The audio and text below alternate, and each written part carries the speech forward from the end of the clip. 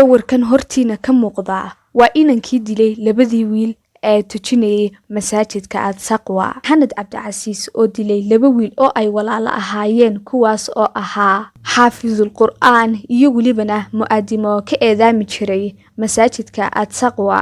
tujin jirayna rabadaanta taraawiixda. Saddexdan wiil ee walaalaha ah hooyadood iyo aabahood way dhinteen oo may nooleen.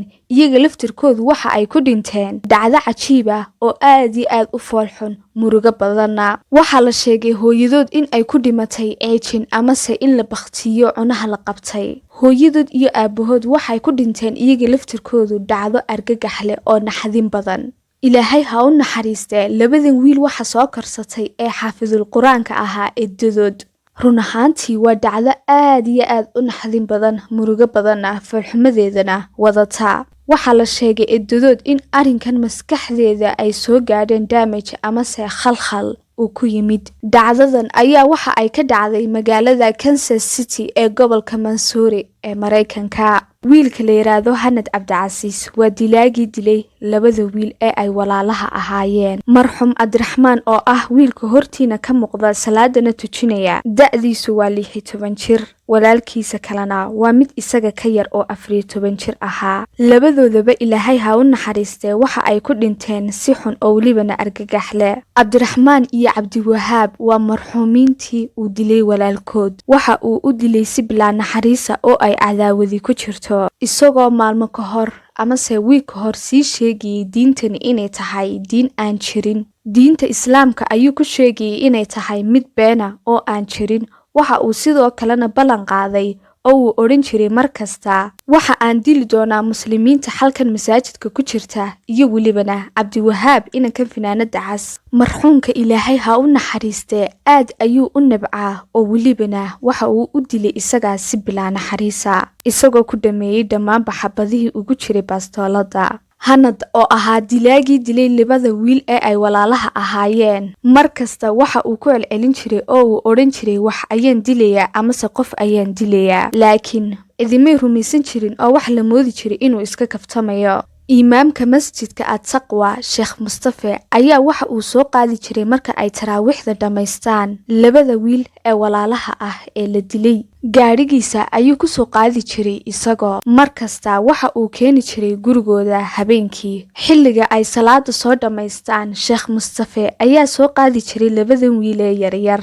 habeenkii la dilayay labadan wiil ee walaalaha ah walaalkood uu dilayay Sheekh Mustafa waxa uu dhigay guriga hortiisa iyagoo ka soo baxay taraawiixdii. Xanad Cabdicasiis oo ahaa dilaagii dilay labada wiil ee ay walaalaha ahaayeen waxa uu ugu dhuumanayay guriga hortiisa.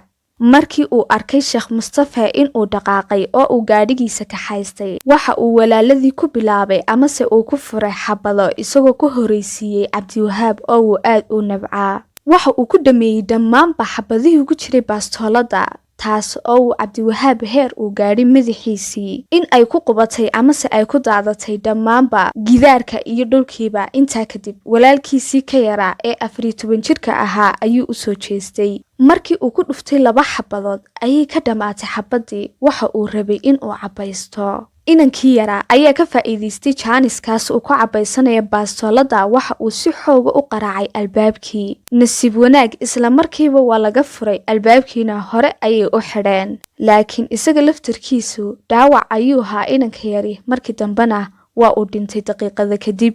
Xanad Cabdicasiis oo ahaa dilaagii dilay labada wiil waxa uu doonayay oo uu sugayay intuu xabada cabaysanayo oo uu qaraacayo walaalkiina albaabka in la furo oo waalidiintiisana uu sidaa ku dilo eedadii oo joogtay gurigana jaanis uu ku helo oo ku dilo, laakiin nasiib wanaag albaabka waa ay soo xidheen. Xanad Cabdicasiis wuu dhaqaaqay isagoo doonaya qof kasta oo Soomaali ah muslimna ah in uu xabadan ku dhufto ee ka soo horbaxa. waxa uu diyaar u ahaa qof kasta oo uu la kulmo kana soo horbaxa oo Soomaali ah in uu dilo.